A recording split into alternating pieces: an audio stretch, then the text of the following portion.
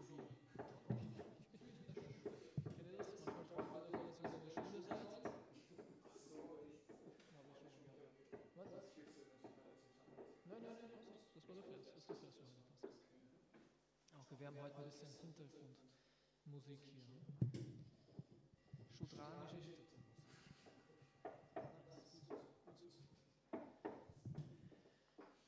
So, haben wir gechattet? Haben wir nicht?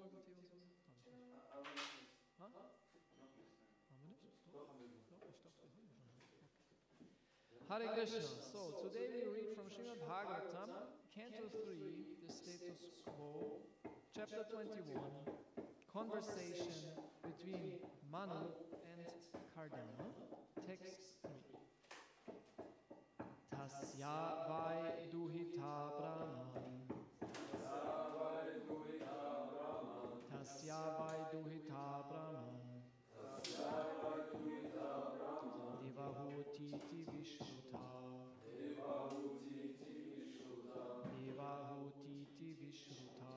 Devahutiti vishruta. Patni prajapater ukta. Patni prajapater ukta. Kardamasya tvayanaga.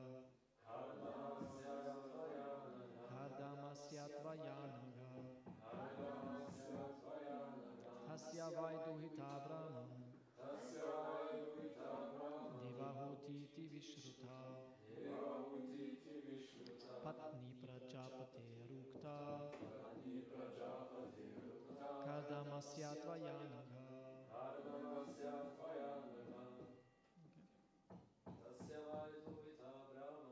Tasya vai duhita brahman. Devahutiti vishruta.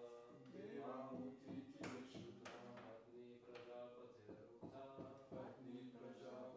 rukta. Kardamasya tvayanaga.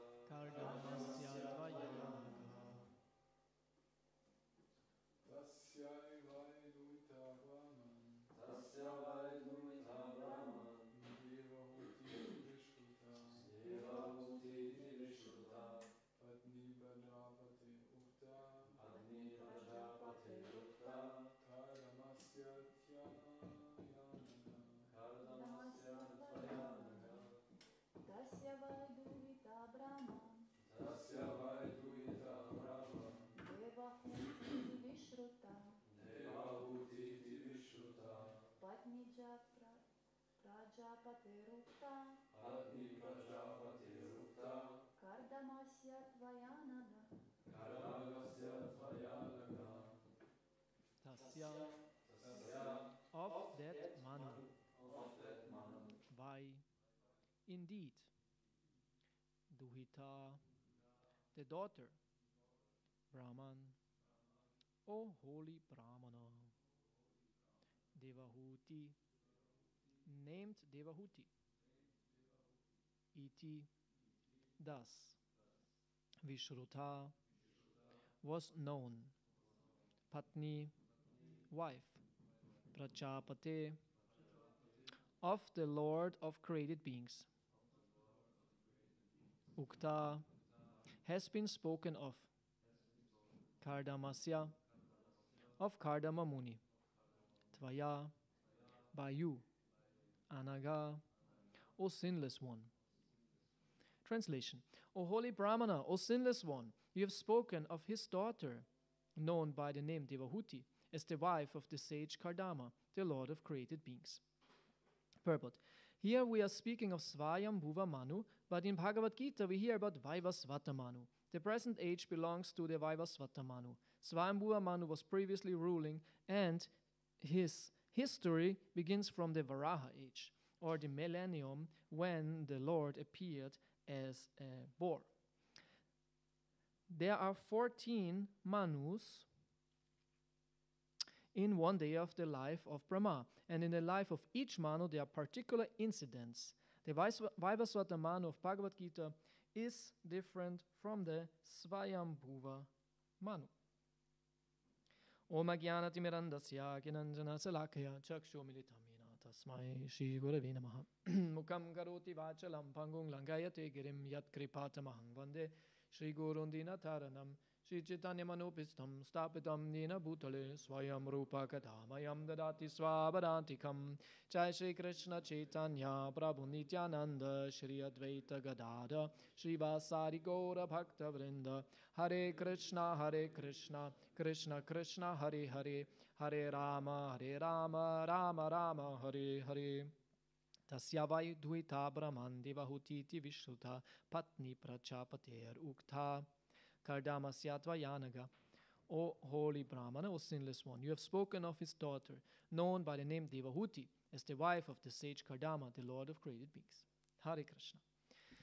So just for introductory sake, for those who are maybe not so often here, so this book we are reading from is called Srimad Bhagavatam, and it's full of stories actually. Yeah. But the stories are not stories in themselves or just to entertain us, but they should give us knowledge, especially spiritual knowledge. Yeah, the spiritual is also a science. There are so many sciences in the world, so many professions, and if we want to be professional, we have to learn, like these guys who make all the noise here in the background. Yeah, if you go out now and say, no problem, I will put a window inside, we would have by now many new windows. The proof that none of us is able to do that is that we have old windows, where actually even the snow comes through in the winter. When you think, what's magical window, huh? A window inside, but snow comes through. How does this work? Only in Simachalam.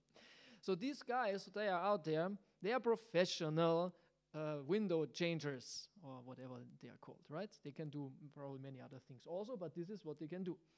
If I would try that now, yes, we would not survive the winter.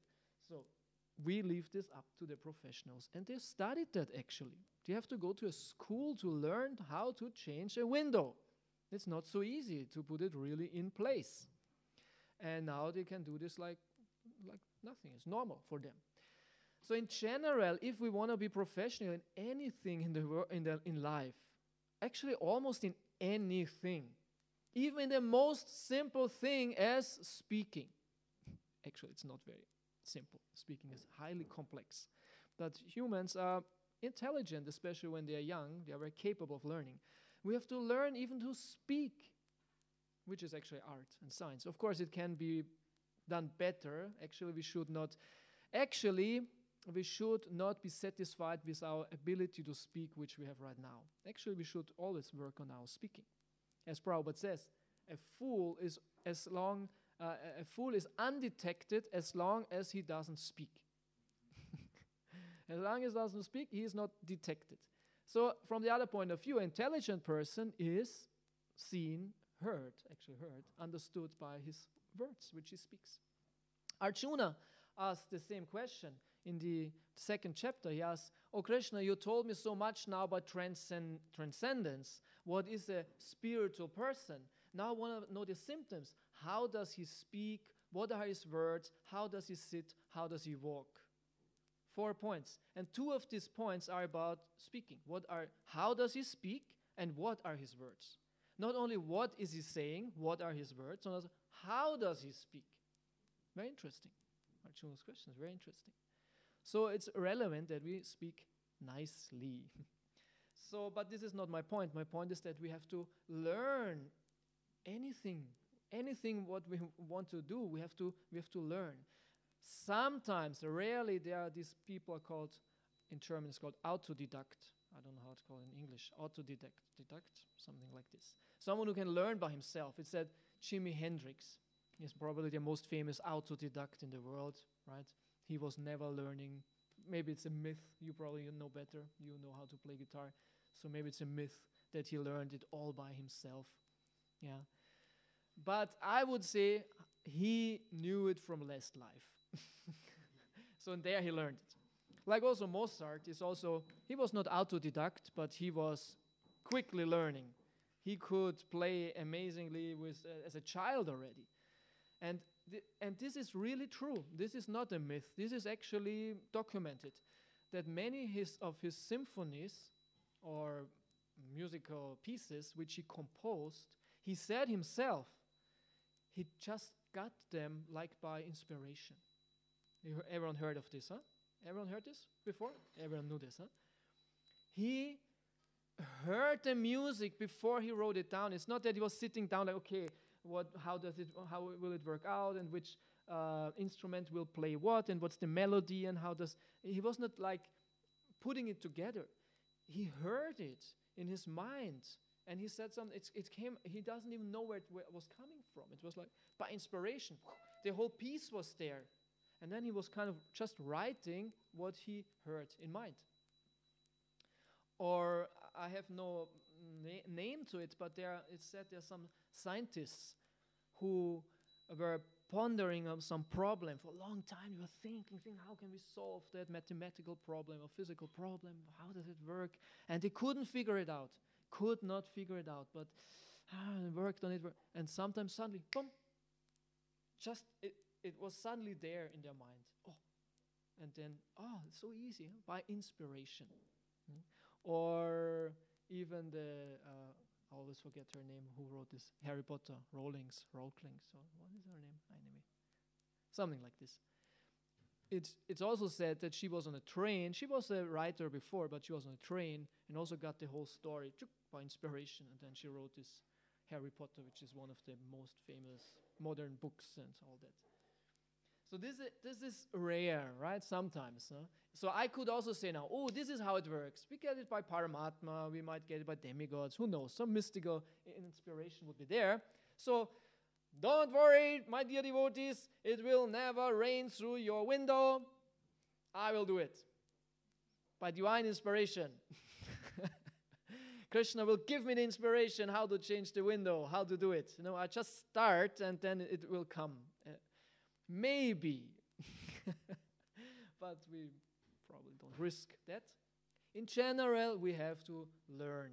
Yeah, in general, we have to learn anything. And now it comes to the spiritual, to God, the divine.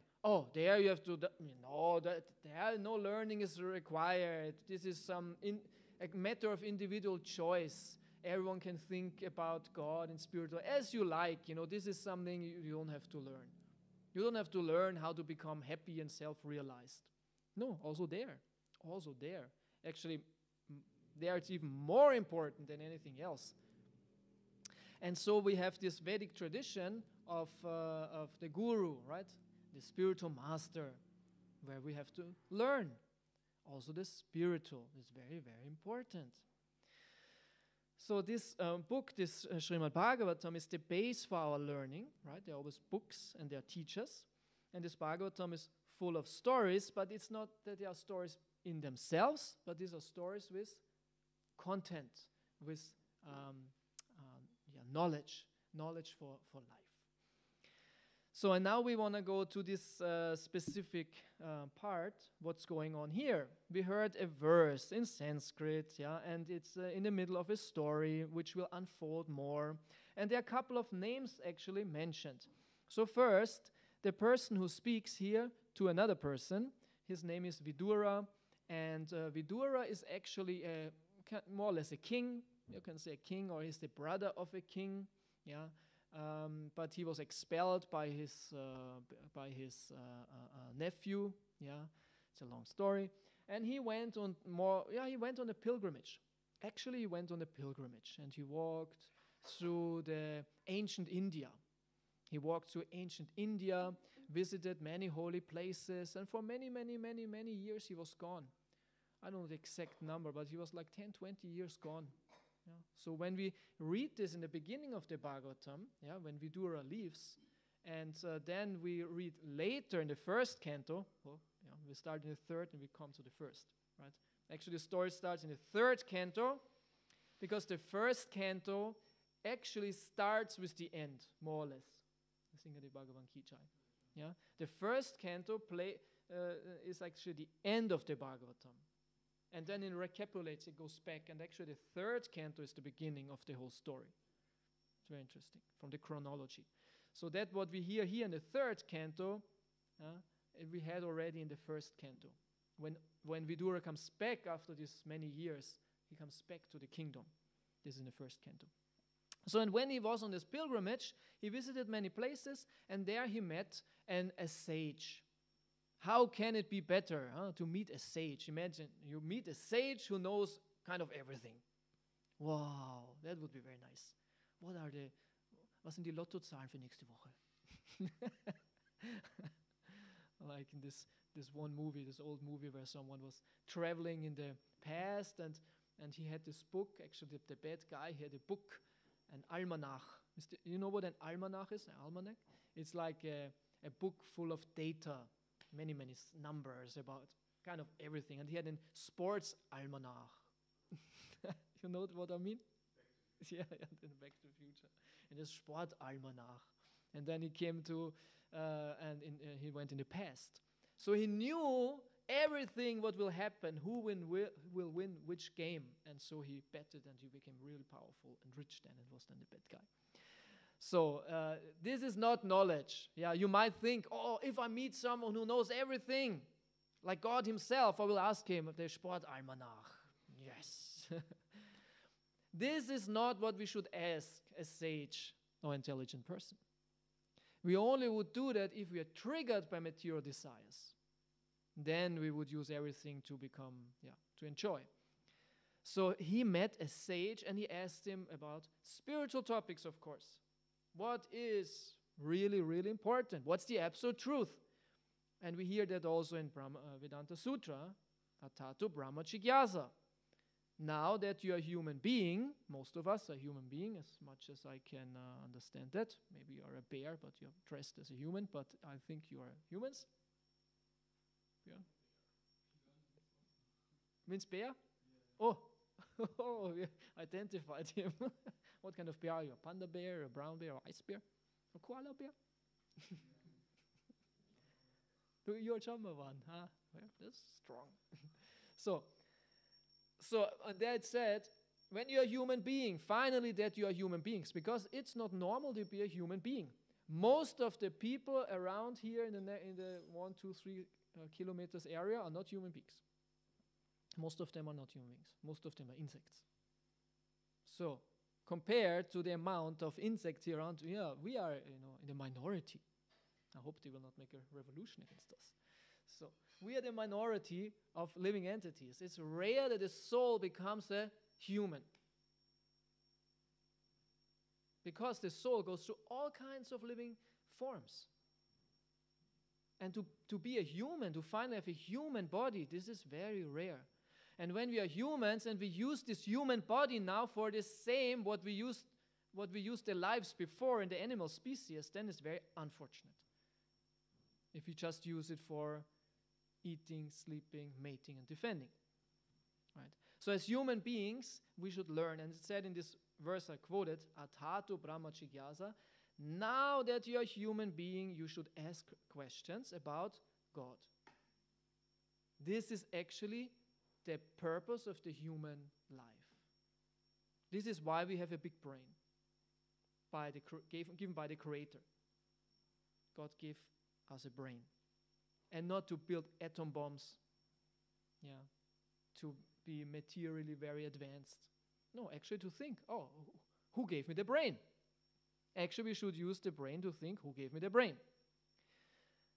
According to this logic, means that those who don't think about God, they don't have a brain. Those who don't think about God are those where God forgot to put a brain in their head. Understand? If we would open all the skulls of all the people who don't think about God, you will see there's nothing inside. It's just a piece of paper. Sorry, I forgot your brain. God. Next life you get one. No, this is not, of course, everyone has a brain in the head. Not everyone. Actually, there are people who don't have a brain, but can think. You heard about this medical phenomenon? Huh? Chinmoy doesn't have a brain? Prabhu, this is offensive. This is offensive. No, but it's true. It's a medical wonder, actually, that there are people, you heard about it also, huh? that they don't have a brain. They have only little brain substance, maybe on the skull, yeah, or some even have very small brains, but they live like normal people.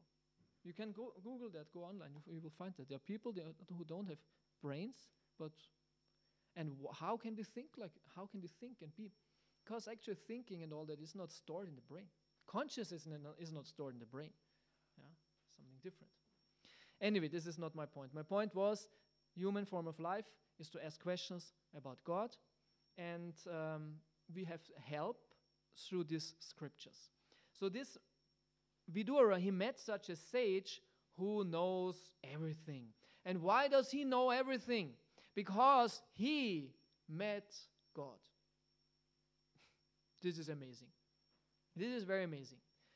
Vidura also met God, but just for the story's sake, yeah. Maitreya, the sage whom he met, previously he was also traveling around as sages do, and he comes suddenly in a scene where there's Krishna himself, and Krishna is God. Krishna is Supreme Personality of Godhead. Krishna is God. And Krishna was talking with one friend of him. God has a friend. His name is Uddhava. And Maitreya comes in this situation, he listens to this talk. And actually this talk between Krishna and Uddhava, it's very famous. It's called the Uddhava Gita. There's not only Bhagavad Gita, there's also Uddhava Gita. And actually Uddhava Gita is like Bhagavad Gita advanced. Huh? No, Uddhava Gita is the talk between Krishna and Uddhava in 11th canto. That's what you mean is Brahmara Gita. Brahmara Gita is the song of the bumblebee. And there's also Gopi Gita. This is in the 34th chapter of 10th canto.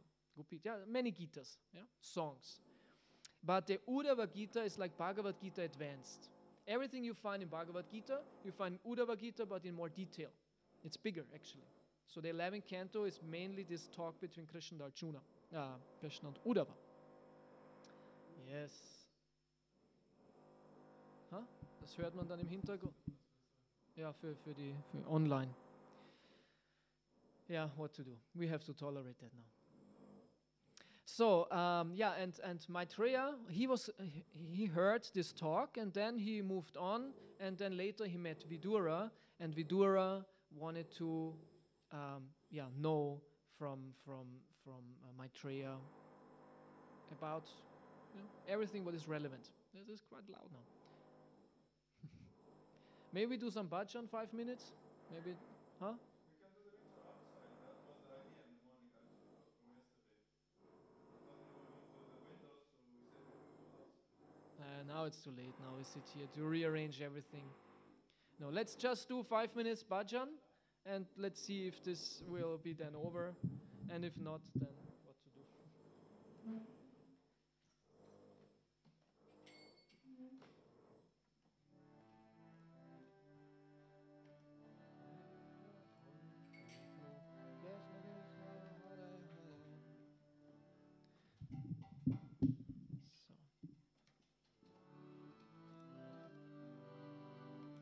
Hare Krishna, Krishna Krishna, Hare Hare, Hare Rama, Rama Rama, Hare Hare, Hare Krishna, Krishna Krishna, Hare Hare, Hare Rama, Rama Rama, Hare Hare, Hare Krishna, Krishna Krishna, Hare Hare, Hare Rama, Rama Rama, Hare Hare, Hare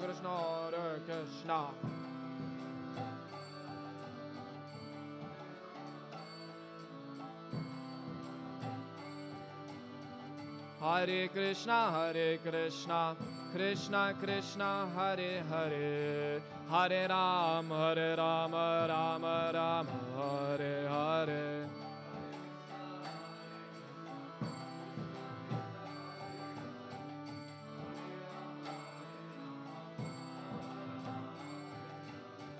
Hare Krishna, Krishna Krishna, Hare Hare, Hare Rama, Rama Rama, Hare Hare.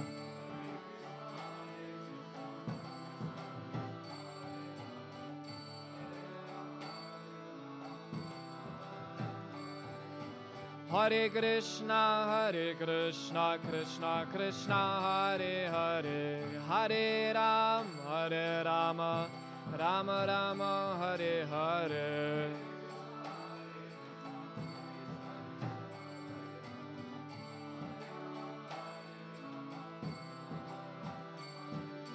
Hare Krishna,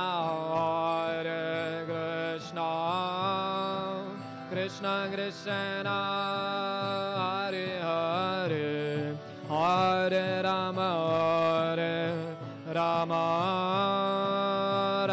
Rama, Hare Hare, Hare Krishna, Krishna Krishna, Hare Hare, Hare Rama,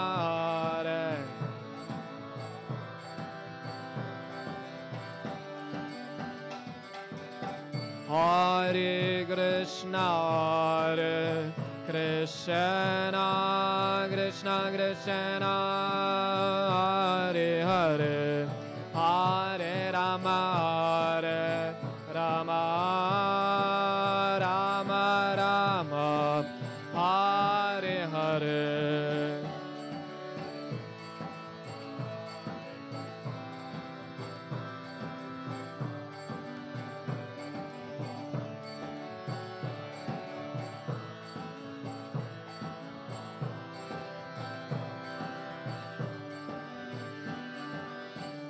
Hare Krishna, Krishna Krishna, Hare Hare, Hare Rama, Rama Rama, Hare Hare, Hare Krishna, Krishna Krishna, Hare Hare, Hare Rama, Rama Rama, Hare Krishna, Krishna Krishna, Hare Hare, Hare Rama, Rama Rama, Hare Hare.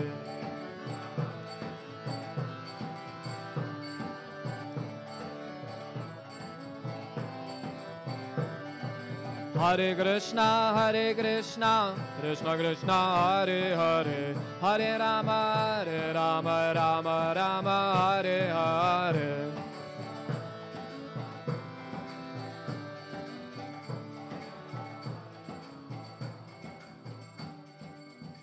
Srila Prabhupada, okay. So, haben wir den Stemmeisen überbrückt? Okay. Nee, die müssen arbeiten. Oder? Ha? Naja, wenn das möglich ist, natürlich, dann wäre schon praktisch für die halbe Stunde noch. Aber wenn nicht, dann, wenn sie was anderes tun können, wäre gut. Okay, Hare Krishna, we continue. Okay, then let's go back to the verse now. So here, now it gets maybe more into detail. In the beginning I spoke a little bit more general. Let's go more into the detail. So here now, Vidura speaks to Maitreya, because Maitreya explained in the previous chapter about the creation, which was also very interesting. He explained that there's a creator God.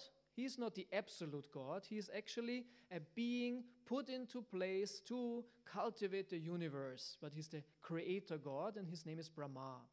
And Brahma created all living entities out of his body. He more or less manifested them.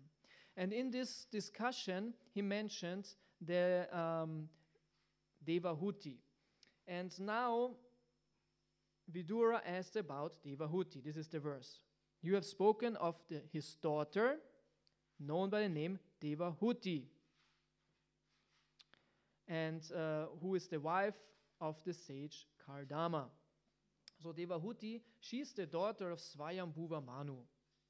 Okay, she's the wife of a daughter of Swayambhuva Manu. Swayambhuva Manu is the first Manu, the first god of the humans. Actually, in Vedic understanding, there's a god for all kinds of things, let's say like that. Yeah? There's always a predominating deity who controls, originates different living entities or aspects of life. So the humans, we as humans, we have in that sense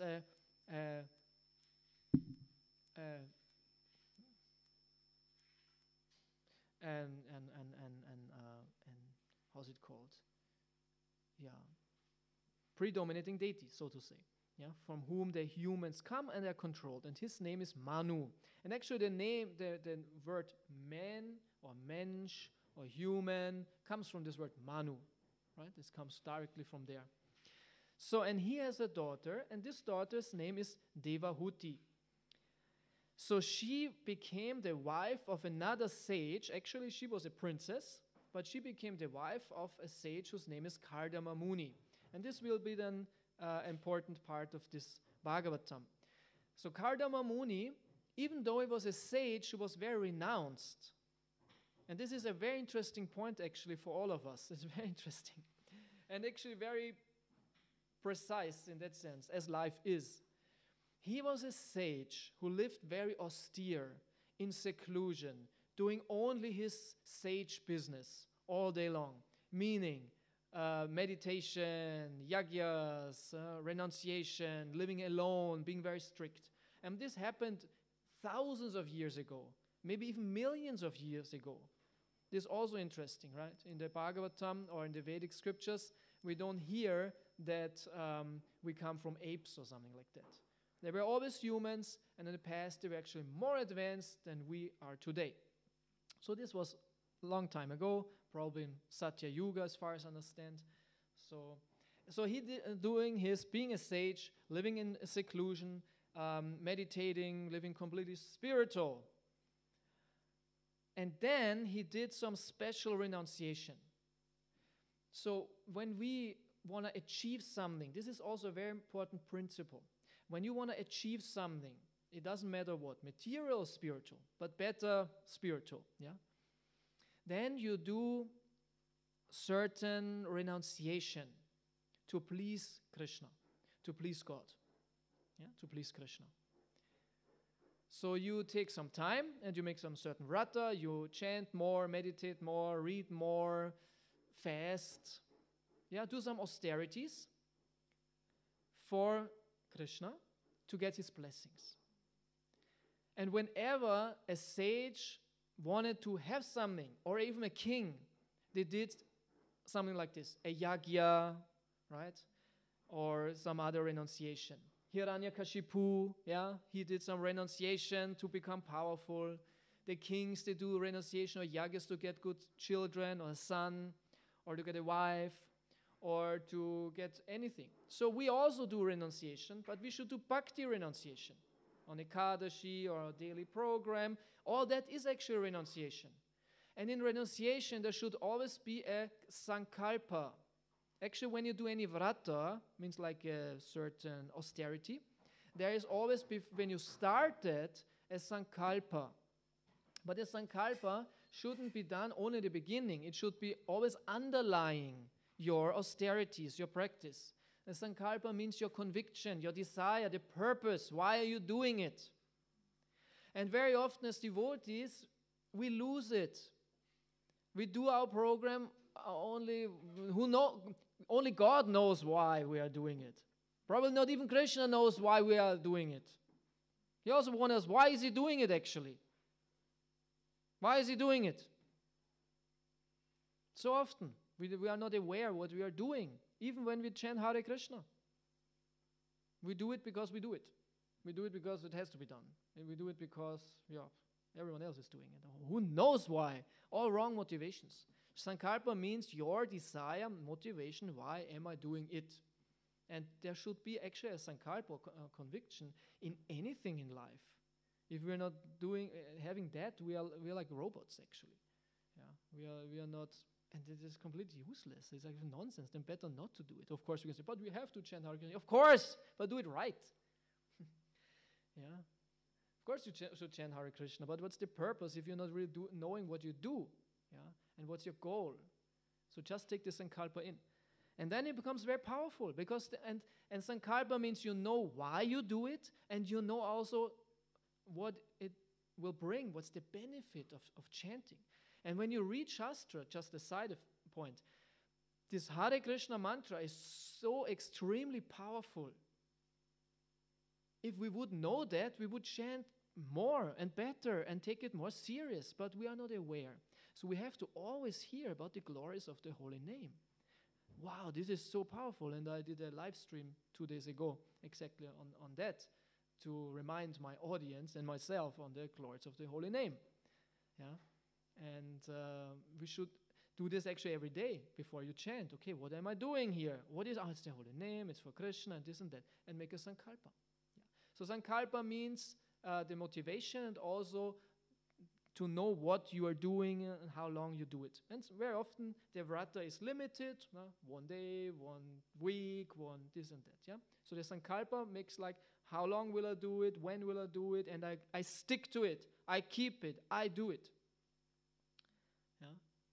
It's very interesting. So whenever you want to have something, reach something, do something, you do some certain little vrata, austerity, have a sankalpa, okay, I do this for this goal. And we as devotees should do this in a spiritual way. Like on the Kadashi. You make a Kadashi vrata. Okay, today I keep my Kadashi vrata to please Krishna, chant this amount rounds, I do this, that. Yeah. But not only that, we read, I actually am doing now a Bhakti Vaibhava course online, and last time it was about Garbhadan Samskara. Yeah, samskaras, especially Garbhadan Samskara. And Prabhupada over and over and over and over recommends Garbhadan Samskara. Garbhadan Samskara means to make a child. Actually, it means sex life, but in a spiritual way. And Garbhadan Samskara is not only the act of making a child, it's actually a lot before and even after. Actually, to make the child itself is just one part of it. It's very crucial, of course, it's a significant part. But this depends on all the work you do before. Yeah, Garbhadan Samskara. And there you also have this sankalpa. Why am I doing it? Because to get a good child, get a good this and that. Yeah. And all the sages in the Bhagavatam, especially when it came to children, they did austerities. Always. Always. Because this is a huge thing to create life. We create life. It's not you create life, but still, you manifest the child here and the body will be built. So it's a big thing. So for this, you need lots of blessings. And this is why Garbhadan Samskara is important. And this is why it's said, if there are children born without Garbhadan Samskara, it's not good. It's very critical, actually. Yeah. So, but back to my point, Kardama Muni, actually, in that regard, he made austerities. He was a sage, he was living in seclusion, all that, but still, he was living so purely, but he had a desire. But how was he dealing with it? He went to Krishna with it. What was his desire? He wanted to have a wife. As simple as that. He wanted to have a wife. And probably thought, it's a little difficult here around to get a wife.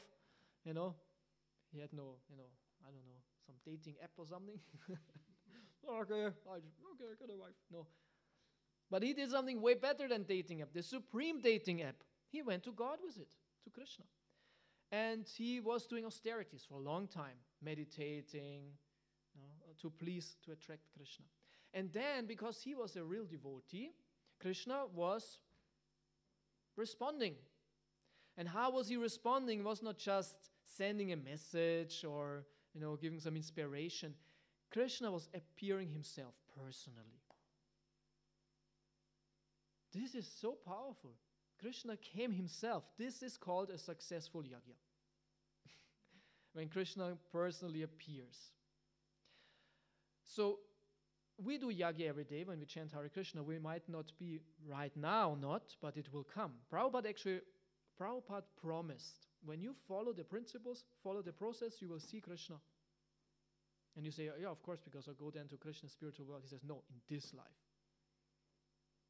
But he said, if you do it rigidly, if you keep your vows and your practice, if you're rigid, if you're very strict, if you're very strict in your practice, spiritual practice, you will see God face to face in this life.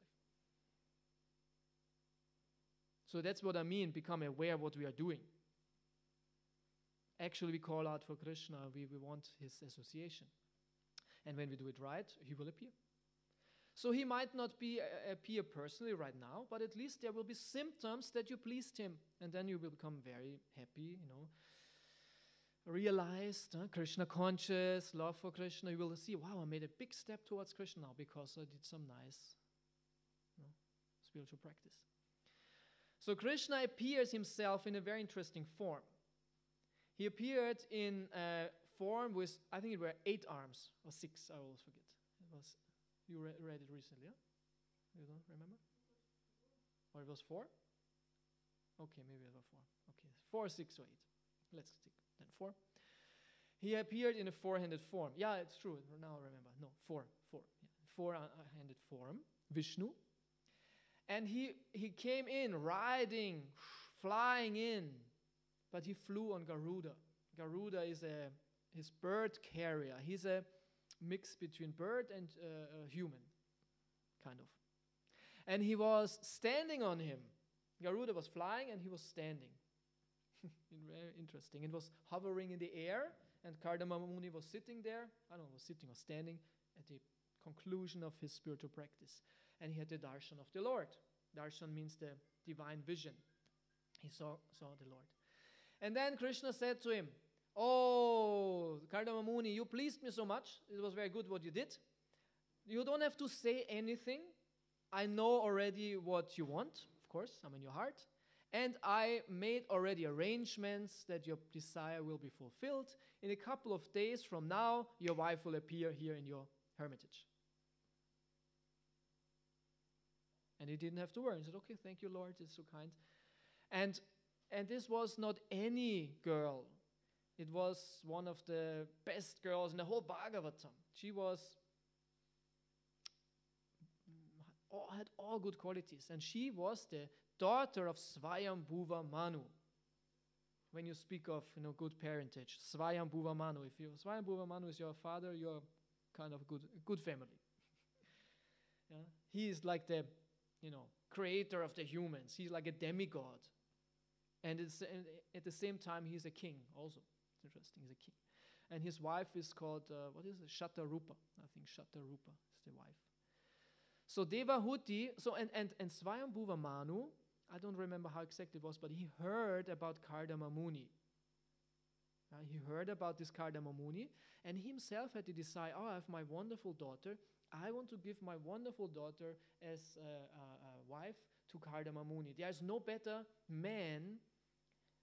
possible man than him, so I would be so happy if my daughter gets him as husband. And this is also an important principle, that a father has to take care that his daughter gets a suitable husband. And it's said that when you have a son, there's actually a different relationship between father and son and father and daughter. Son, boy, it's different. Daughter is, for a man, it's like, it's said, I don't have a daughter, so I don't know, but it's said that his father is super protective and way more affectionate, actually. Because she invites that, this womanly nature, also in a daughter, she invites that, I need protection and this and that. And father is like, very, very attached to the daughter. In one sense, more than to the son. Because son, he knows, it's boy, you will do it, no problem. It's also attached, but, it's different mood. And in the Vedic society, it was like this, that the man, he wanted to protect and help the daughter, and especially to arrange a good husband. And he looked, really, who will marry my daughter? Nowadays, they don't care. The fathers don't care at all, and they even think they have to not care Because it's the propaganda, leave the girl alone. She should do whatever she likes and search whatever boyfriend she finds. But actually it's against the nature of a man and a father. But nowadays the men are so, brainwashed by this atheistic nonsense propaganda that they are not allowed kind of to take care. Yeah. But actually, normally it was like this. If someone wants to meet the girl, he had to ring at the doorbell of the house and talk with the father, and he will see, who are you? You wanna, are you interested in my daughter? Who are you? And then he will check where you're coming from, what's this, what's that, how many years you served in the army. None? Who are you? Get out of here. Previously, nowadays, in which battles you fought, this and that. And if you were a good Sankirtan devotee, you can say, oh, I fought in Mannheim and Münster and so many marathons, this and that. So, okay, you are qualified. These are our battles. So he will check. So the father, he checked. So Swayambhuva Manu, he knew, Kardama Muni, and he knew by divine inspiration. And he took his daughter personally and traveled to the hermitage and brought the daughter to Kardama Muni, Devahuti. And Devahuti, she trusted her father. Nowadays, this is impossible to think of. If there is a good relationship between father and daughter, and the father is really intelligent and wise, not some, idiot. If he's really intelligent, wise, loving, the daughter and he developed a relationship throughout life like this, and there are values in the family, values in this relationship, I think it will still work, and the daughter will trust the father in his opinion. No problem. Yeah. So she knew, this is my father, I did this, so he will do only the best for me. This is my father. And she trusted. And it was true, because Kardama Muni was extremely powerful and qualified. So then she came into this hermitage, and this is also interesting now, because she comes from she was the princess. She lived in royal, riches, in a palace her whole life, and suddenly she lived in a hermitage, meaning in like a little hut in the forest, without, any opulence. But she had no problem with it. She was not saying, where are my servants? And where is my breakfast to the bed? And where is my gold ball or this, whatever, She accepted this because she was also intelligent and spiritual. So she saw, this is no problem. And she served Kardama Muni. He did still his sadhu business, his sage business. And she served him because she knew, if I serve him, and he can help me also to advance spiritually. Because this is what a civilized person knows. The spiritual advancement is more important than material advancement. If we don't know that, we cannot be austere because we think, what's that? We need this, that. But if you're spiritual minded, you know what it's about. So she was serving Kardama Muni, serving him, doing everything. She arranged everything. Perfect, wife, doing everything, arranging that he has everything, what he needs for his puja and for meditation and everything. So that he feels happy. She took care of him. And at one point, actually, she did that for a long time, but at one point, dissatisfaction came. A little dissatisfaction came. Because she kind of thought, okay, I served so much and it was nice, but now I need a little, enjoyment, a little romance, a little opulence, a little bit I need. And Kardama Muni, he understood it. And he completely switched. He was not, no, this is Maya. Too bad for you. Chant Hare Krishna. Forget it. It's nonsense. No, he switched. He said, my wife needs something. No problem. And it said at that point she was a little bit worn out, a little bit thin. Her beautiful hair was, I think it was even matted, like dreadlocks, from all these austerities. She looked a little bit wild. She looked a little bit wild for a princess. She was very beautiful, but still a little unkept. And Kardama Muni didn't care all the time. She did, her seva very nicely. It was okay for him. But then he could see, okay, she needs something. And he immediately arranged, because of his mystic power, some girls who went with her in a lake. I think they went actually under the lake, in the water, underneath. I don't know why, but they went into some underwater area, and they made her beautiful like anything. They dressed her, they made her hair nice, everything. They made her, brought her in good shape.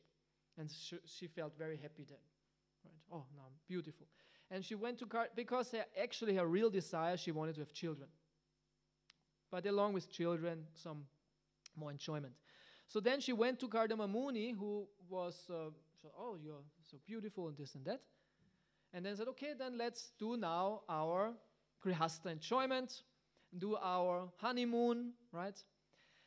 And because he was so powerful, he manifested out of his mystic power a flying city. This now it gets really amazing. He manifested a flying city. It was a huge aerial mansion. And actually in the Bhagavatam, and Prabhupada explains in a purport in this regard, he says, Kardama Muni himself was amazed by his mystic power. He himself said, whoa, I'm pretty good. Huh? Amazing. Yeah. And Prabhupada himself said that he was also amazed by his own mystic power, so to say. Prabhupada often said, I was not expecting ISKCON to become so big. Prabhupada came with just some books. Prabhupada knew the hard life. Let's say like that. Prabhupada knew hard life. He had many failures, many disappointments in life. It's not that for Prabhupada everything was easy and nice all the time. He went through many failures, many setbacks,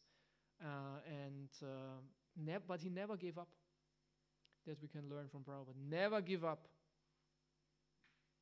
But to never give up, you need a vision. You need a dream. You need something where you can sacrifice where you can sacrifice your life for. Prabhupada had that. So if we don't have that, then it's difficult to be determined in our endeavors. Okay, so then he created this aerial mansion, and Devahuti was happy, and then they went into this flying city, and they flew throughout the whole universe to the heavenly planets everywhere for a long time, and enjoyed life. And they gave her all pleasures she wanted, way more than she had before, way better than her small palace. And she got many daughters. Actually, she got first many daughters. I think 7 daughters or something like that. But and when that happened, because Kardama Muni kind of said, okay, I will take care of her. I give you everything you need, everything you want. But when there are children there, then I can go take sannyas. And she said, yeah, it's nice. I have the daughters, but I would like to have one son. And I said, okay. And then they had a son, who was no one else but Kapila Dev, who is an avatar of Krishna, incarnation of God, Kapila Dev. And when that happened, and this is now also interesting, that he left home, he took sannyas, he went, which meant also that his desires were fulfilled. He had these material desires. This is why he turned to Krishna. And this is very interesting. Even a sage like Kardama Muni. But he did it in a Krishna conscious way. Then he lived it out completely, with the most beautiful, nice wife and enjoyment and flying through the universe, children. But then his desires were fulfilled. Then it was okay. And then he could say goodbye. But she had the children and she had a son who took care, and it was good. It was good for her too. And then Kapila Dev, he took care of the mother, especially spiritually, instructed her, told her in the 3rd canto all the Sankhya philosophy. Yeah. So she got enlightened, and she became also Krishna conscious. But I want to end on this point that even a sage like Kardama Muni has material desires. And the art of the whole thing is to find out, what are my material desires? If we don't do that, we will have a problem, because you will not become Krishna conscious. Because it's like a block. Material desires are like a block. They block us from Krishna. And often material desires are not understood, but they still block. You have a material desire, but you don't know it, and you wonder why I'm not making advancement. Because there's something you have to acknowledge, and you have to put into action in a Krishna conscious way. And this is Vedic system. The Vedic system means whatever you want, no problem. This is the Vedic principle in that sense. Whatever you want, no problem. Don't worry. Do it with Krishna. It's even said in this verse. What is this verse? Akama sarva kamo va moksha kamo darati tivrena bhakti yogena yacheta purusamparam.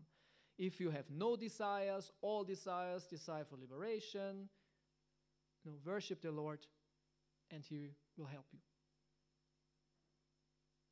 Because we have to get rid of material desires. Material desires are the block. As long as we have material desires, means we don't want Krishna completely.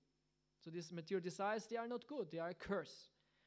But we don't get rid of them when we negate them. We have to understand, okay, what is my material desire? What is my real material desire? Not some stupid idea. You see just a nice car and say, oh, I want to have that. No, this is not a material. A material desire is what you really want, what you need. And this is spiritual life, to understand what is it, what you need. And then you have to deal with it accordingly.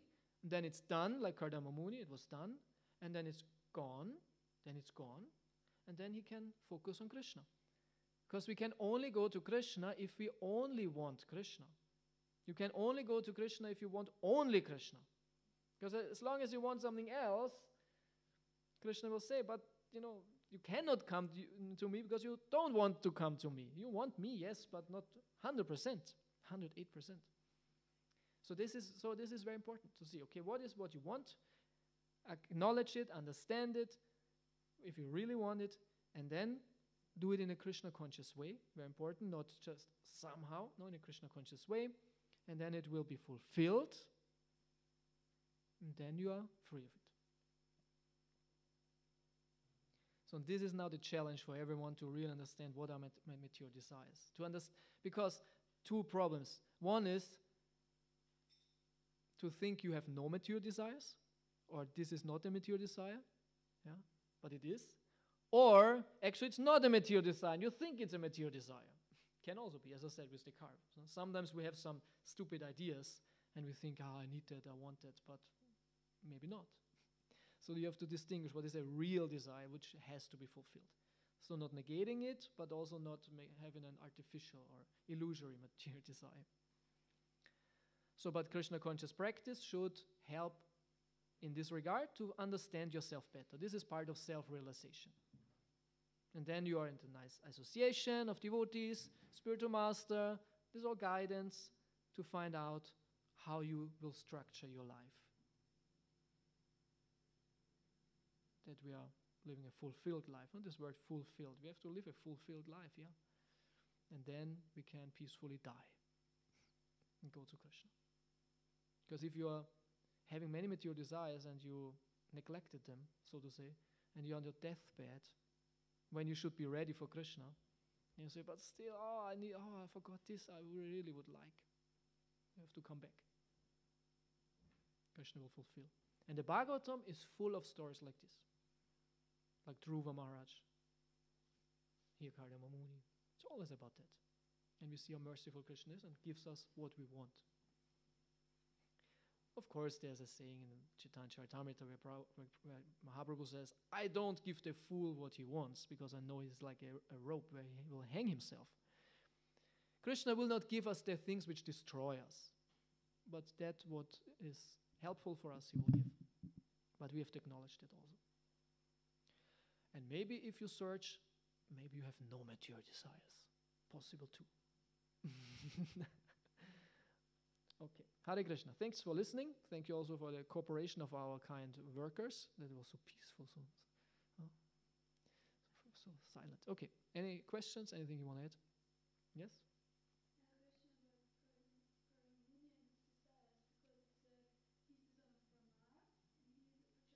Yeah. Yeah. Yeah.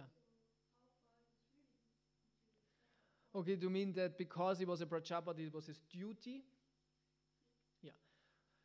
It's a good point, yeah?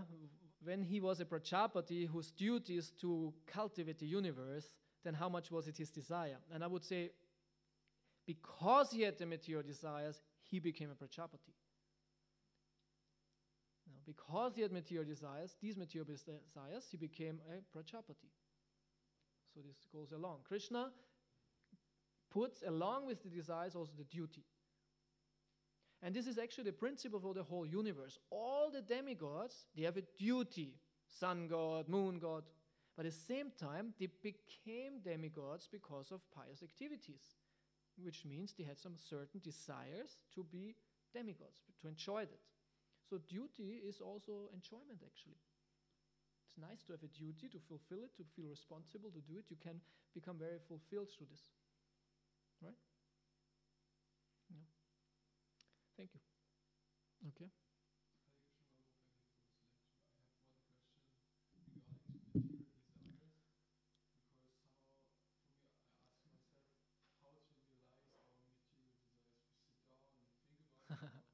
Yeah, good. Yeah, very good point. I would say you have to be honest. First thing is you have to be honest with yourself. And it's always good to have a counselor, devotee, to whom you can talk about your ideas, your thoughts. And many things come out in discussion. And the devotee gives you also feedback. Because that's what I say, it's a big thing too. It's part of self-realization. So as long as something doesn't trigger you too much, especially, you don't have to think now too much about it, right? It's more if you have ideas or thoughts, or if you're not really happy or fulfilled. When you are in a situation where you feel happy, content, satisfied, everything is okay, yeah? But you have to be honest with yourself to see that. Then I would say you don't have to worry now. Oh, maybe I have an unfulfilled desire, and actually it's disturbing me, but I even don't know it. You shouldn't go into panic mode. Yeah, when you are happy and everything works out fine and everything is really good, but you have to be honest to understand that, then don't worry. These things will come in time, if they will come. Maybe not. Don't understand me wrong, right? They always told me, yeah, you will see in a couple of years. Now you are ecstatic, brahmachari, but it will all go away. And I said, who cares about that? No, but it's true. As long as you're happy, you don't have to put into yourself some ghost. Then, maybe it will come one day that suddenly I want to be a millionaire and I have to study now, finance, this, that. Oh, God, no, I don't want that. But I have to, or whatever. Yeah, you don't have to put the illusion. When you're happy, content, and you understand it honestly, it's fine.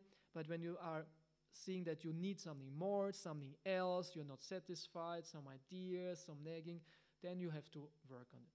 Talk with devotees, get feedback, and Krishna will also reveal these things. Yeah, Krishna will guide us on this way, on this path. But I would say first thing is to honestly reflect yourself all the time, in a material and a spiritual way. Yeah? Okay. Thank you for your lecture. Hare Krishna. Material or spiritual desire, if everyone wants to be loved by others, or is it just the imitation of the real relationship between God and his part and parcels, like the souls? Okay, interesting question. If you want to be loved by everyone, you ask if this is a material desire or this is a reflection of the spiritual divine love, and in that sense it would be kind of okay. Yes, and I think that everyone has this wish Mm. to get love from Yeah. other people. Okay, when we strictly speak, I would say it is material. Strictly speaking, I would say it's material because as souls, we need only Krishna and his Sangha, right, in the spiritual, but these are like representatives of Krishna if you have relationships with other devotees in the spiritual world. So we have to understand what you mean by want to be loved by others. If it's, to feel what's the word? Have value, and it depends. If your well-being depends on it, that others love you, what others even think of you or speak about you, this is very normal. In that sense, I would say, strictly speaking, it's material, but from other point of view, it's very normal. We all work like that. And this is also what we need. We need reciprocation of others, positive feedback. We need to be loved. We need to have friends. We need to that others think and feel good about us, and that we do the same about us. So in that sense, it's very important. So if I say, it's nonsense, it's Maya, it's material, doesn't mean that it's not important. But this is in general with the material situation. Of course, eating is Maya. What does the soul have to do with the sabji? Yeah, even with cheese inside. It doesn't make it more spiritual in one sense, right? Nothing. But we need certain things in life that can function. And that what you describe is often a psychological need. We have more psychological needs than physical needs. And the psychological needs are more nagging and more disturbing, more dangerous also. Yeah, it's no problem if you fast one day, but if one day everyone tells you you're ugly and stupid, we hate you, yeah, it's terrible. So we need a certain setting of sattva, but use that at the same time for develop the spiritual relationship with Krishna, which in the end will be so fulfilling and satisfying that we don't depend so much on anything else. But as long as we depend, the whole topic of this lecture was like that. As long as we have needs, we have to fulfill them, but in a spiritual way. Meaning, if we need positive, surroundings and people, okay, but don't overdo it. Don't become an egocentric or narcissist even, right? And make a whole ego show. No, I need that. I'm in the center and that everyone talks about me and I'm the best. And yeah, this is too much then. Huh? Of course, we have to. It's difficult. No? Of course, this is a big topic, but it's very complicated to understand what are the real needs, because some say, I need that now. I need all that, which is then way too much. Difficult. Yeah, go on. Just a short thought. I had the thought that actually in a spiritual way is like Yudhishthira Maharaj was Ajaja Kshatru. It's the other way around. He is loving everybody, and maybe everybody loves him, but the devotee does not have any needs. He's just pouring it all out, and we have all-encompassing love then for the whole creation, for our own living beings. Yeah, it is desire is fulfilled.